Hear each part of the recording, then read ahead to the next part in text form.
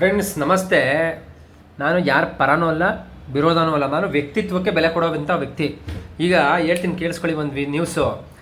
ನಮ್ಮ ಟೀಮವರು, ನಮ್ಮ ತಾತಗಳೆಲ್ಲ ಹೋಗ್ಬಿಟ್ಟು, ನಮ್ಮ ರೇಣುಕಾ ತಾತ, ಆ ತಾತ, ಈ ತಾತಗಳೆಲ್ಲ ಹೋಗಿ, ಆಮೇಲೆ ಅಜ್ಜಿ ಗಿಜ್ಜಿ ಎಲ್ಲ ಹೋಗ್ಬಿಟ್ಟು ತೇಜಸ್ವಿ ಸೂರ್ಯ ಅವ್ರನ್ನ ನಿನ್ನೆ ಭೇಟಿ ಮಾಡಿದ್ದಾರೆ.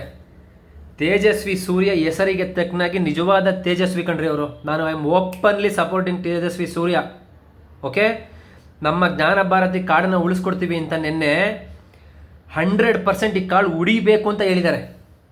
ಜೊತೆಗೆ ನಮ್ಮ ರೇಣುಕಾ ಪ್ರಸಾದ್ ಸರ್ ಅವ್ರಿಗೆ ಪೆನ್ಷನ್ಗೆ ತೊಂದರೆ ಮಾಡ್ತಾರಲ್ಲ, ಕಿರಿಕಿರಿ, ಆ ಕಿರಿಕಿರಿ ಮಾಡಿದಾಗ ಸರ್ಕಾರಿಯ ಬ್ರಾಹ್ಮಣ್ಯದ ಅಧಿಕಾರಿಗೆ ಡೈರೆಕ್ಟಾಗಿ ಫೋನ್ ಮಾಡಿ ಧಮಕಿ ಹಾಕಿದ್ದಾರೆ.